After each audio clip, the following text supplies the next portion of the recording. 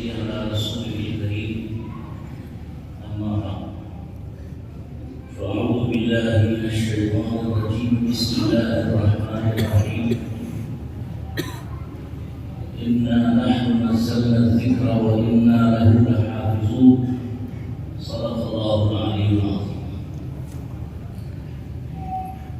وقال النبي صلى الله عليه وسلم العلماء ورثة الأنبياء أو كما قال صلى الله عليه وسلم. حضرت صدر محترم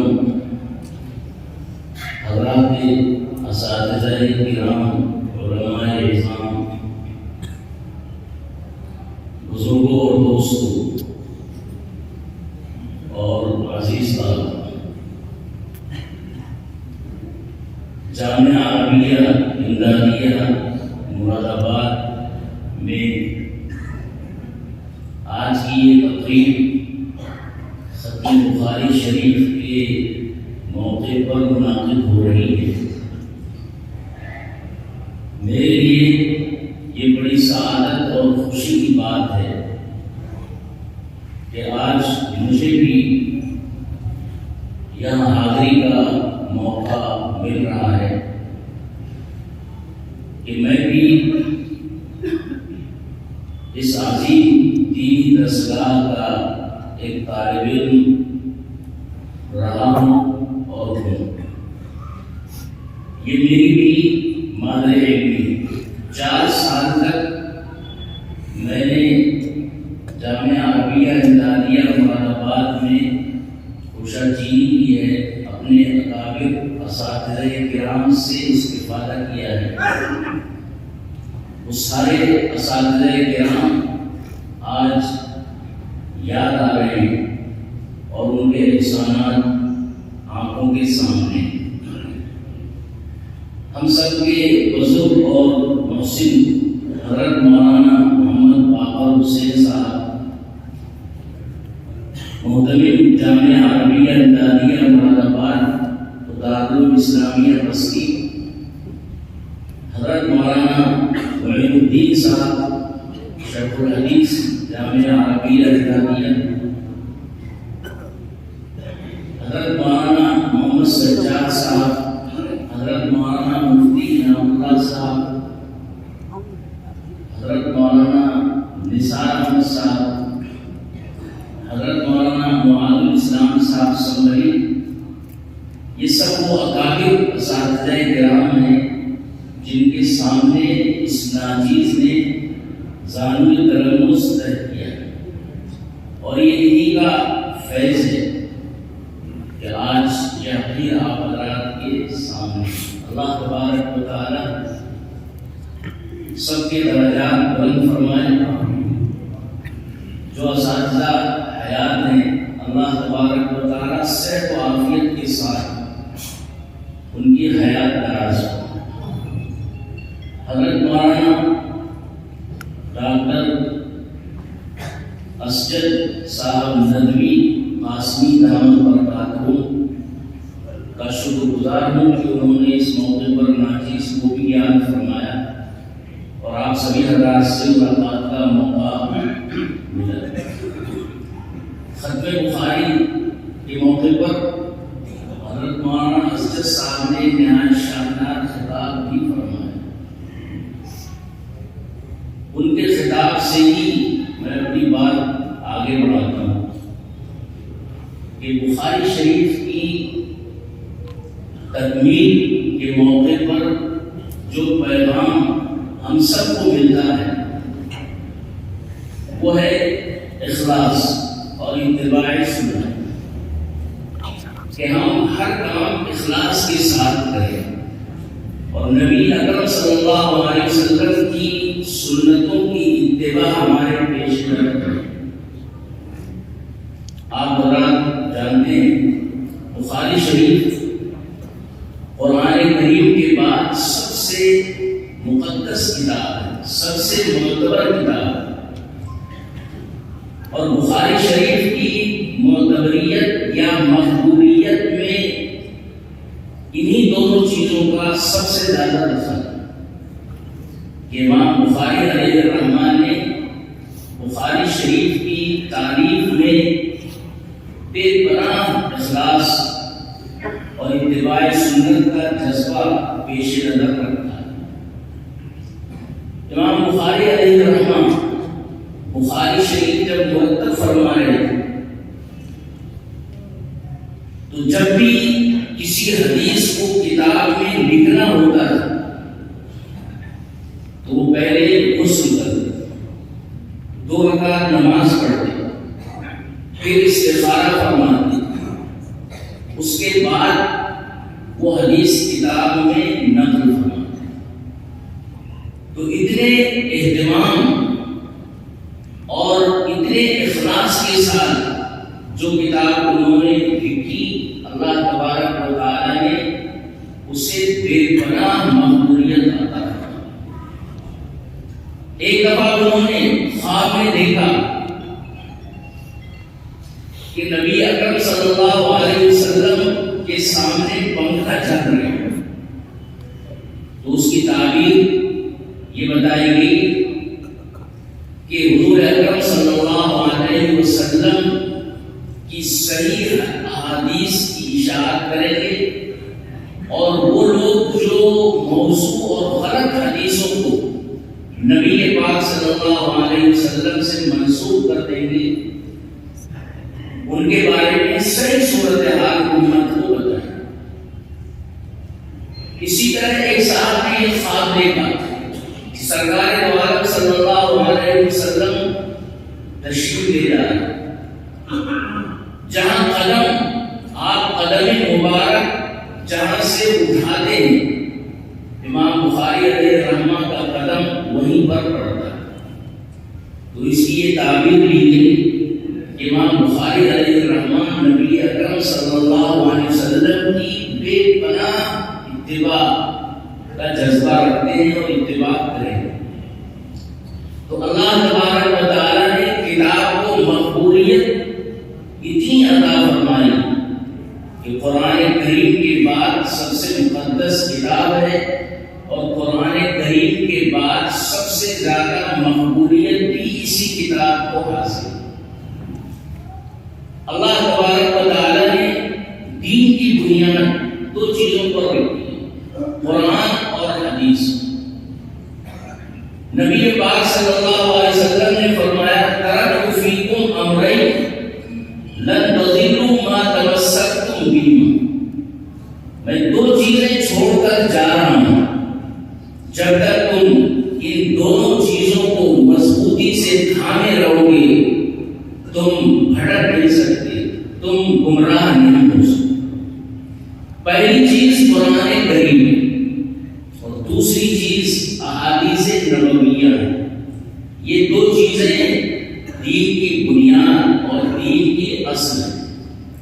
اسلام چونکہ آخری مذہب ہے اور نبی اکرم صلی اللہ علیہ وسلم آخری نبی ہے، اور قیامت تک اب کسی طرح کا کوئی نبی نہیں آئے گا، اس لیے یہ ضروری تھا کہ قرآن کریم کی مکمل حفاظت کی جائے اور ایک ایسی جماعت تیار کر دی جائے جو قرآن کریم پر مکمل عمل کرنے والی ہو۔ چنانچہ قرآن کی حفاظت کی ذمہ داری اللہ تبارک و تعالی نے لی، فرمایا انا نحن نزلنا الذکر وانا له لحافظون، کہ قرآن اور نصیحت کی اس کتاب کو ہم نے ہی اتارا ہے اور ہم ہی اس کی حفاظت بھی کر رہے ہیں۔ قرآن سے پہلے جو کتابیں آئی آپ سبھی حضرات واقف ہیں کہ وہ محفوظ نہیں رہی،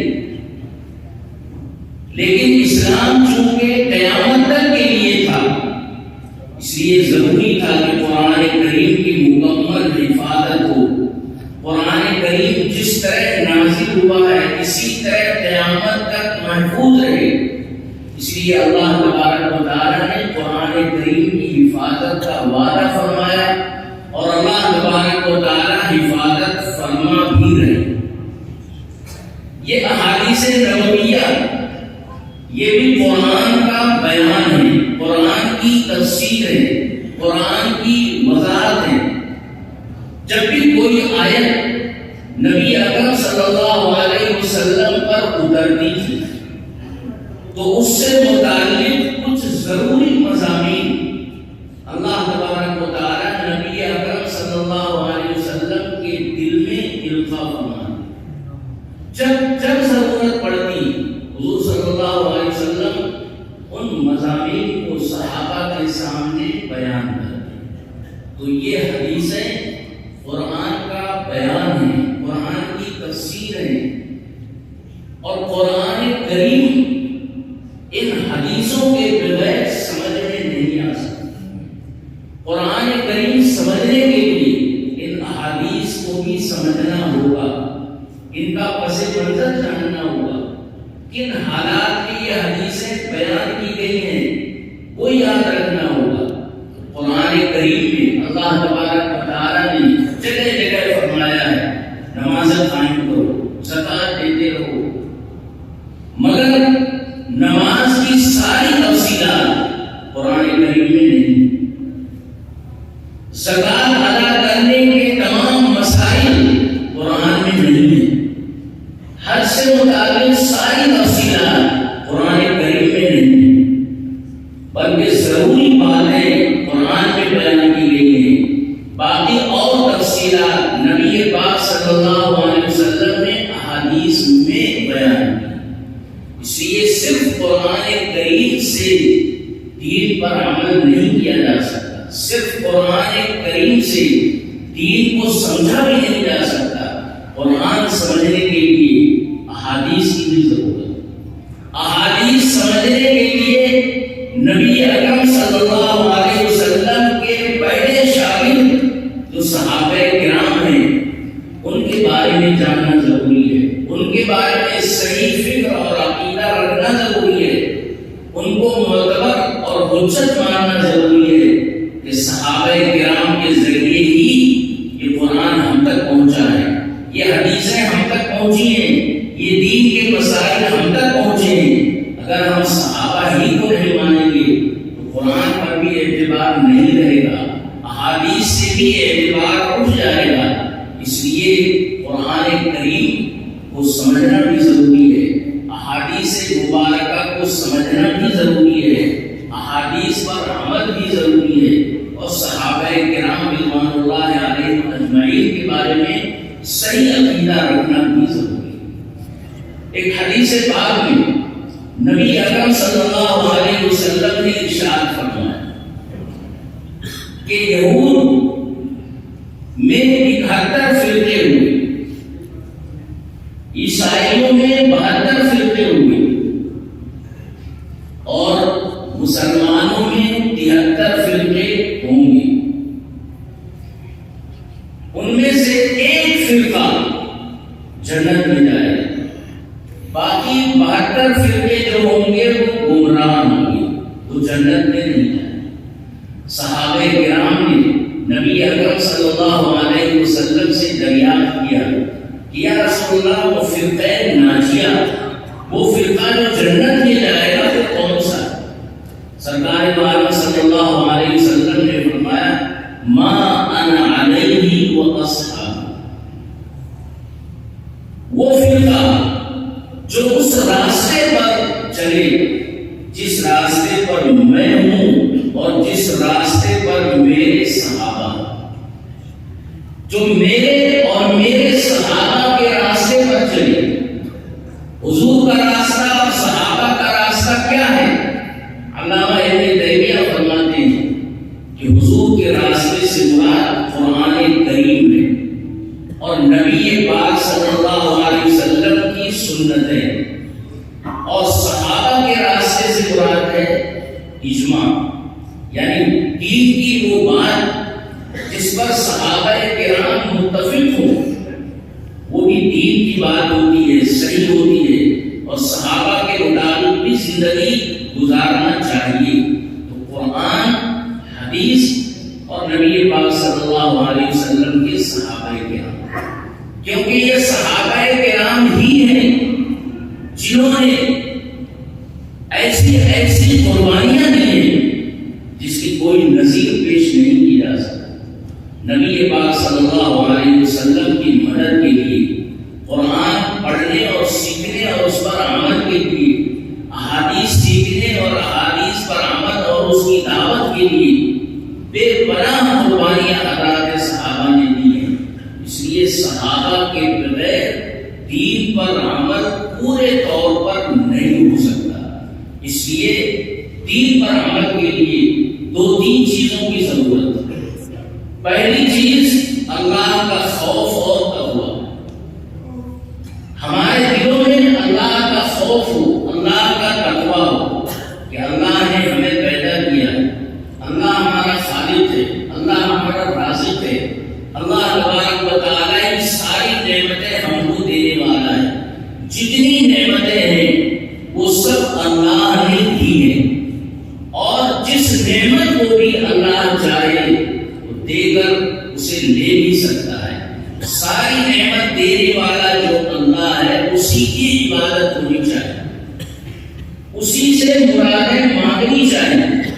اسی طرح نبی پاک صلی اللہ علیہ وسلم کی محبت اور سرکار دو عالم صلی اللہ علیہ وسلم کی اتباع بھی، نبی پاک صلی اللہ علیہ وسلم سے جتنی محبت ہوگی آپ کی سنتوں کی اتنی ہی اتباع ہوگی۔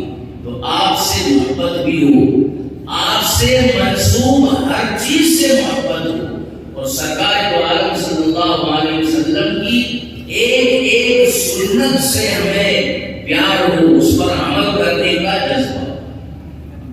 قرآن کریم میں اللہ تبارک و تعالی نے فرمایا ما آتاکم الرسول فخذوه وما نهاکم عنه فانتهوا۔ رسول دین کی جو بات تمہیں دے دے اس پر عمل کرو، اور دین اور جس بات سے منع کر دے اس سے رک جاؤ۔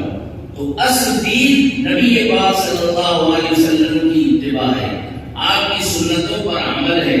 ہمارے اندر نبی پاک صلی اللہ علیہ وسلم سے بے پناہ محبت ہونی چاہیے، جس طرح صحابہ کرام کو تھی، جس طرح صحابہ کے جو اور شاگرد ہیں ان کو نبی پاک صلی اللہ علیہ وسلم سے کوئی محبت پیدا ہوئی، جو اہل اللہ کے دلوں میں جو محبت ہے۔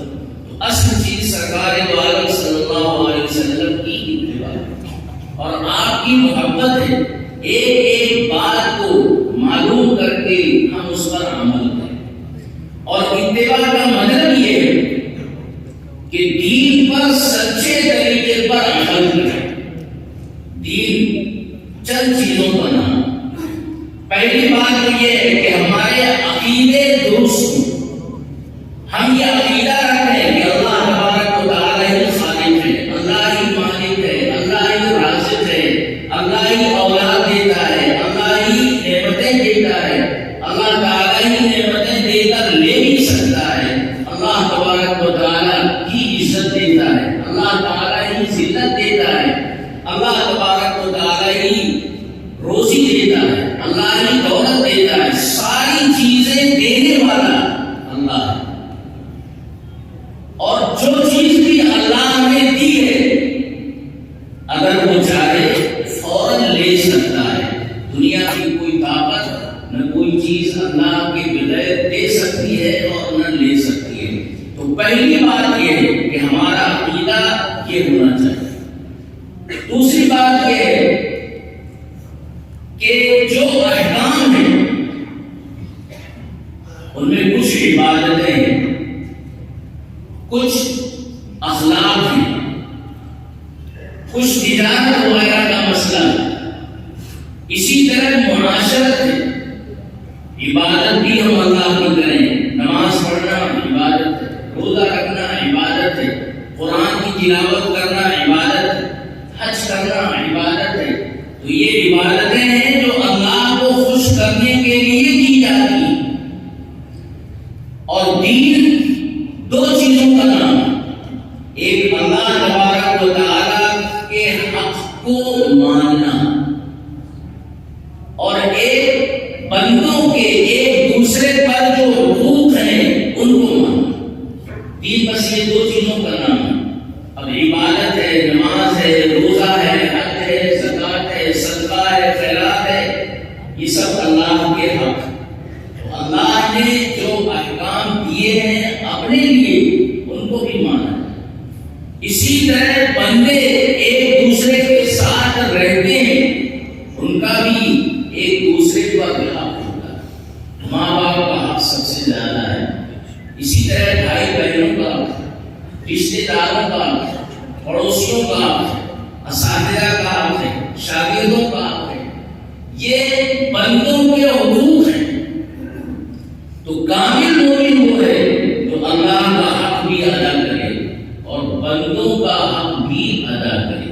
اگر ہم خوب نمازیں پڑھتے ہیں، خوب روزے رکھتے ہیں، خوب تلاوت کرتے ہیں، صدقہ اور خیرات بھی کرتے ہیں، جماعت میں بھی جاتے ہیں، حج بھی کرتے رہتے ہیں، عمرے میں بھی سفر کرتے ہیں اور جاتے ہیں، مگر پڑوسی کو ستا رہے ہیں یا اپنے کسی جاننے والے مسلمان کو ستا رہے ہیں یا کسی غیر مسلم کو ستا رہے ہیں، کسی کا حق لے لیا ہے، کسی کی زمین لے لی ہے، کسی کا پیسہ لے لیا ہے، کسی کو دھوکہ دیا ہے، کسی کی عزت پہ حملہ کیا ہے، یہ ساری نیکیاں ایک طرف، اللہ تبارک و تعالیٰ ان نیکیوں کی وجہ سے ایسے شخص کو سزا سے بچائے گا نہیں بلکہ سزا ہوگی۔ چنانچہ ایک حدیث میں نبی اکرم صلی اللہ علیہ وسلم فرماتے ہیں، آپ نے صحابہ سے پوچھا من المفلس فیکم، تم میں مفلس اور کنگال کون ہے؟ صحابہ نے کہا من لا دینار لہ ولا درہم، جس کے پاس روپیہ پیسہ نہ ہو وہ مفلس اور کنگال ہوتا ہے۔ آپ نے فرمایا نہیں، مفلس وہ آدمی ہے جو قیامت میں آئے گا، اس کے ساتھ نماز بھی ہوگی، اس نے روزے بھی رکھے ہوں گے، اس نے اور بہت سے نئے کام کیے ہوں گے، مگر اسی کے ساتھ ساتھ اس نے کسی کو گالی دی ہوگی، کسی کو مارا ہوگا، کسی کی عزت پہ حملہ کیا ہوگا، کسی کی زمین جائیداد ہڑپ کر لی ہوگی، کسی کو اور کسی طرح ستایا ہوگا۔ سارے لوگ اللہ کے دربار میں آئیں گے اور وہ کہیں گے کہ اے اللہ یہ آدمی بڑا نیک معلوم ہوتا ہے، مگر اس نے ہمارا حق نہیں دیا ہے، ہم پر ظلم کیا ہے، ہمیں پریشان کیا ہے، آج ہم انصاف چاہتے ہیں۔ اللہ تبارک و تعالیٰ فرمائیں گے کہ سب کے ساتھ انصاف ہوگا، اور وہ انصاف یہ ہوگا کہ اس کی جو نیکیاں تھیں، نماز کی نیکی وہ کسی کو دے دی جائے گی، روزے کی نیکی وہ کسی اور کو دے دی جائے گی جس کا حق باقی ہوگا۔ اس طرح دیکھتے دیکھتے یہ ساری نیکیاں ختم ہو جائیں گی اور لوگوں کا حق ابھی ادا نہیں ہوگا۔ کچھ لوگ کہیں گے اے اللہ ہمارا حق اب بھی باقی ہے۔ اللہ تبارک و تعالیٰ فرمائیں گے جو نیکیاں لے کر آیا تھا وہ تو ختم ہو گئی، اب انصاف اس طرح کریں گے کہ تمہارا گناہ اس کے سر کر دیا جائے گا۔ چنانچہ گناہ ان لوگوں نے کیا، وہ گناہ اس کے نام کر دیا جائے گا، اس کی نیکیاں دوسروں کو دے دی جائیں گی۔ فرمایا کہ یہ آدمی مفلس اور کنگال ہے جس کے پاس نیکیاں تھیں مگر وہ نیکیاں بھی برباد ہوئی، دوسروں کو دے دی گئی، اور دوسروں کو جو اس نے ستایا تھا وہ سارے گناہ اس کے سر تھوپ دیے گئے۔ نبی اکرم صلی اللہ علیہ وسلم فرماتے ہیں کہ یہ آدمی مفلس اور کنگال ہے۔ اس لیے دونوں چیزوں پر دھیان دینا چاہیے، ہم نیکیاں بھی کریں اور اپنے کو دوسروں کو ستانے سے بھی روکیں، کسی کا حق نہ لیں، کسی کو گالی نہ دیں، کسی کو برا بھلا نہ کہیں، کسی کو تکلیف نہ دیں۔ فرمایا المسلم من سلم المسلمون من لسانه ويده، پکا مسلمان وہ ہے کہ دوسرے مسلمان اس کے زبان اور ہاتھ کی تکلیف سے محفوظ رہیں۔ دوسری حدیث میں فرمایا المسلم من سلم الناس من لسانه ويده، سچا مسلمان وہ ہے کہ سارے انسان جس زبان کی تکلیف سے محفوظ رہیں۔ صرف مسلمانوں ہی کو تکلیف سے، اپنی تکلیف سے نہیں بچانا ہے، ہر انسان کو، کسی انسان کو ہم سے کوئی تکلیف نہ پہنچے، یہ خیال ہر مسلمان کے دل میں رہنا چاہیے، کیونکہ سارے انسان بھائی بھائی ہیں۔ مسلمان ان میں ایمانی اخوت ہے، اور باقی سارے جو لوگ ہیں ان میں انسانی اخوت ہے۔ اور نبی اکرم صلی اللہ علیہ وسلم نے فرمایا اشہد ان الناس کلهم اخوہ، میں یہ گواہی دیتا ہوں کہ سارے انسان آپس میں بھائی بھائی ہیں۔ حدیث میں فرمایا گیا الخلق عیال اللہ، یہ مخلوق یہ اللہ کا کنبہ ہے، یہ اللہ کی فیملی ہے۔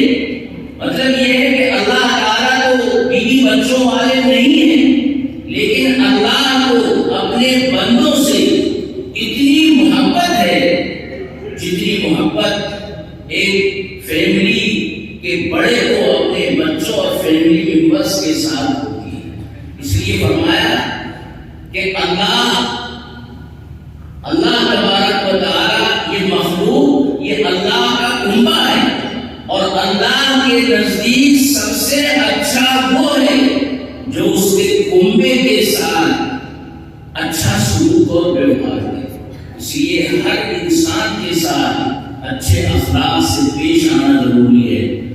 ایک اور روایت ہے جو حدیث قدسی کہلاتی ہے، قیامت میں اللہ تبارک و تعالیٰ انسان سے کہیں گے کہ اے انسان، اے ابن آدم، میں بھوکا تھا، تم نے مجھے کھانا نہیں دیا۔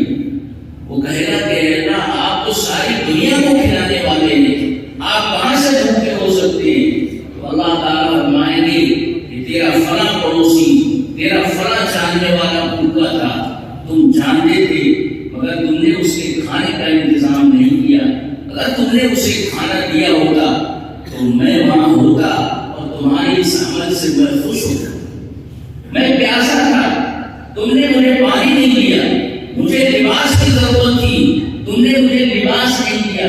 مطلب یہ ہے کہ اللہ کے یہ بندے جو غریب اور نادار ہیں، جن کو کھانے کی ضرورت ہے، پانی کی ضرورت ہے، کپڑے کی ضرورت ہے، سائے کی ضرورت ہے، دوا داروں کی ضرورت ہے، اگر ان کی مدد ہم کریں گے تو یہ چیزیں اللہ تک پہنچتی ہیں اور اللہ تبارک و تعالیٰ سے خوش ہوتا ہے۔ حضرت امام بخاری علیہ الرحمہ کے بارے میں آتا ہے کہ انہوں نے اس بات کا اظہار کیا کہ میں دنیا سے اس حال میں جا رہا ہوں کہ کسی بھی انسان کا میرے اوپر کوئی حق نہیں۔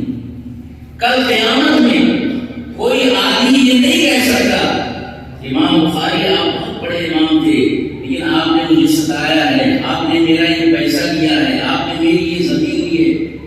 پوری زندگی امام بخاری نے اتنی احتیاط اور تقوی کے ساتھ گزاری ہے کہ کسی کو ذرا بھی ان سے تکلیف نہیں پہنچی۔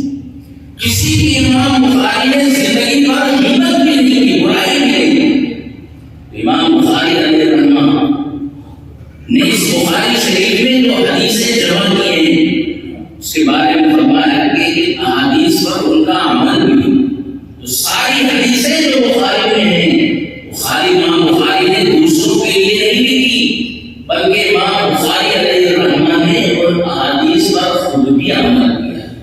ان کے والد عالم بڑے تعلیم بھی تھے، اور جب ان کا انتقال ہونے لگا تو انہوں نے کہا کہ یہ جو پیسہ میں چھوڑ کر جا رہا ہوں یہ سب حلال کا پیسہ ہے، اس میں حرام کی ملاوٹ بالکل نہیں۔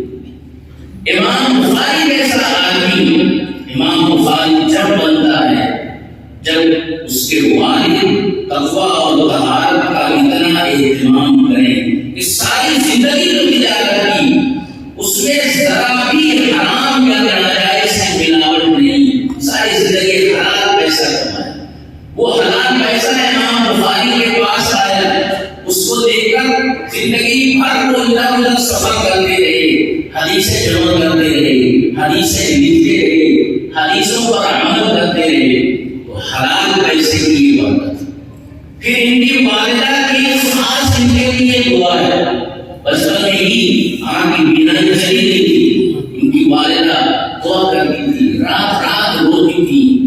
ایک دفعہ حضرت ابراہیم علیہ السلام کو خواب میں دیکھا، فرمایا کہ تمہارے بیٹے کی آنکھ اللہ نے لوٹا دی ہے، اور اس میں ہے کہ بھی دعائی یا بھی بکائی، تم جو رات اور رات دن دعائیں کرنی تھی اس کی وجہ سے، یا رات دن اللہ کے سامنے روتی تھی اور اپنے بچے کی آنکھ کی شفایابی کی دعا کرتی تھی، اللہ تعالیٰ نے یہ دعا قبول کر لی۔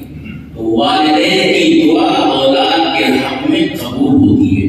والدین کی خدمت جب کریں گے تو والدین دعا کریں گے۔ اسی طرح والدین کا فرض یہ ہے کہ وہ اپنے بچوں کی صحیح دینی تربیت کریں۔ قرآن کریم میں اللہ تبارک و تعالیٰ فرماتے ہیں، یا ایھا الذین آمنوا قوا انفسکم واہلیکم نارا، اے ایمان والو اپنے آپ کو اور اپنے گھر والوں کو جہنم کی آگ سے بچاؤ۔ یہ نبی اکرم صلی اللہ علیہ وسلم کو حکم ہو رہا ہے، اور یہ آپ کے ہر امتی کو یہ حکم ہے کہ وہ اپنے آپ کو اور اپنے گھر والوں کو جہنم کی آگ سے بچائیں۔ نبی کو یہ حکم ہے کہ وہ امت کے لوگوں کو یہ تاکید کریں کہ وہ اسلام پر عمل کر کے اپنے آپ کو جہنم سے بچائیں اور اپنے خاندان کے لوگوں کو بھی بچائیں۔ آج بڑا مسئلہ یہ ہے کہ اولاد ماں باپ کے کنٹرول میں نہیں ہے، اور ماں باپ کو یہ شکایت برابر رہتی ہے کہ اولاد ہماری بات نہیں مانا، لیکن اگر جائزہ لیں اور فکر کریں تو اس میں دخل خود ماں باپ کا ہوتا ہے کہ ماں باپ نے اگر اچھی تربیت کی ہے یقیناً وہ بچہ نیک بنے گا، صالح بنے گا، اسلام پر عمل کرے گا، ماں باپ کی خدمت کرے گا۔ لیکن اگر اولاد کا حق ماں باپ نے ادا نہیں کیا ہے تو وہ بچہ کبھی بھی اس طرح نیک نہیں بن سکتا، کیونکہ تربیت ہی نہیں ہوئی۔ اور اگر بچہ گنہگار ہے اور وہ گناہ کر رہا ہے، جہنم میں جا رہا ہے، یہ ماں باپ کو بھی جہنم میں لے جائے گا۔ اس لیے آج سب سے بڑی ذمہ داری ہماری یہ ہے کہ ہم اپنے ایمان کی حفاظت بھی کریں، اور یہ ایمان اور یہ دین اپنی نئی نسل تک، اپنے بچوں تک منتقل بھی کریں۔ یہ ہمارے اساتذہ کا، ہمارے بڑوں کا، ہمارے مشائخ کا ہم پر احسان ہے کہ انہوں نے دین ہم تک پہنچایا ہے۔ یہ ہمارا فرض بنتا ہے کہ ہم یہ دین نئی نسل تک پہنچائیں۔ اسی طرح جو حضرات، جو طلباء ڈاکٹر حدیث سے فارغ ہو رہے ہیں، ان سے یہ درخواست ہے کہ ایک بڑی ذمہ داری اب آپ پر عائد ہو رہی ہے۔ ایک اللہ نے آپ کو یہاں جامعہ دادیہ میں پڑھنے پر ایک عالمانہ وقار عطا کیا ہے۔ اس وقار کی سدا حفاظت کریں گے، دین پر خود بھی عمل کریں گے، اور دوسروں کے لیے اپنی ذات کو رہنما بنائیں گے۔ بس ایک واقعہ امام بخاری کا ہے، وہ سنا کر ختم کر رہا ہوں کہ حضرت امام بخاری علیہ الرحمہ کشتی کا سفر کر رہے ہیں، بہت سارے لوگ اس میں بیٹھے تھے، بڑی کشتی اور جہاز تھا۔ کوئی آدمی آپ کے پاس آ کے بیٹھ گیا، بہت تعلق کا اظہار کیا، اور اس تعلق اور بات چیت میں اس نے یہ بھی معلوم کر لیا کہ امام بخاری کے پاس ایک تھیلی ہے جس میں اشرفیاں۔ اٹھ کے چلا گیا، آگے جا کر اعلان کرتا ہے کہ میری ایک تھیلی گم ہو گئی ہے جس میں 1000 اشرفیاں۔ سارے لوگ پریشان کہ کون تھیلی لے گیا؟ سب نے یہ کہا کہ بھائی تلاشی ہو، تلاشی لی۔ ادھر تلاشی شروع ہوئی، ادھر امام بخاری نے وہ تھیلی پانی میں ڈال دی۔ امام بخاری کی بھی تلاشی ہوئی، کچھ نہیں ملا، تو لوگوں نے اس کو بہت ڈالا۔ سفر پورا ہونے کے بعد وہ آپ کے پاس آیا، کہا کہ حضرت آپ کے پاس تو وہ تھیلی بھی میں نے دے دی اور اس میں 1000 اشرفیاں ہیں، آپ نے بتایا تھا، تو وہ تھیلی کہاں غائب ہو گئی؟ امام بخاری علیہ الرحمہ نے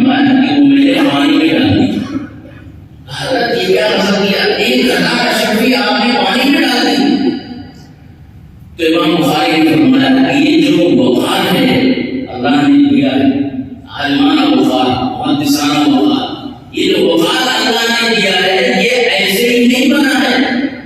اس وقار کے سامنے ایک ہزار اشرفی کی کوئی قیمت نہیں ہے۔ اگر وہ ایک ہزار اشرفی پانی میں نہ ڈالتا اور میرے پاس سے وہ نکلتی، حالانکہ وہ مہنگی ہوتی، بہت سارے لوگ سمجھ سکتے تھے ہو سکتا ہے کہ وہ غریب کی اشرفی امام بخاری نے کیوں لے لی، اور سارا اعتبار مریم میں ہو جاتا، ختم ہو جاتا۔ اس لیے ایک ہزار اشرفی کو ضائع کرنا میں نے مناسب سمجھا، مگر اپنے اس وقار کو جو اللہ کی بڑی نعمت ہے اس کو محفوظ رکھنے کی میں نے کوشش کی ہے۔ اس لیے آج جو حضرات فاضل ہو رہے ہیں یا کل ہوں گے، ان سے ایک نسبت وابستہ ہے، وہ خود بھی اس کا لحاظ رکھیں۔ اور جس طرح آپ نے پڑھا کہ اعمال تولے جاتے ہیں، تو بخاری پڑھنے والے کو بھی بعد میں عوام تولتے ہیں، یہ پڑھ کر آئے دیکھیں کچھ وزن بھی ہے یا نہیں، کچھ ان میں ہے بھی یا نہیں۔ اس لیے جتنا اخلاص ہوگا اتنا ہی عمل میں وزن ہوتا ہے، جتنا اخلاص ہوگا اتنا ہی اتباع سنت کا جذبہ ہوگا اور مقبولیت ہوگی۔ ہمارے اکابر علماء کی جو پہچان اور شناخت ہے اس میں یہی ہے کہ سب سے پہلی چیز ہے اخلاص۔ اخلاص کے ساتھ ساتھ تبحر علم، رسوخ فی العلم، اسی کے ساتھ اتباع سنت، خدمت خلق کا جذبہ اور بے پناہ تواضع، یہ وہ اوصاف ہے جو حضرات علماء کرام کے ہمارے اسلاف کے، اور یہ سب نبی پاک صلی اللہ علیہ وسلم کی سنتوں میں شامل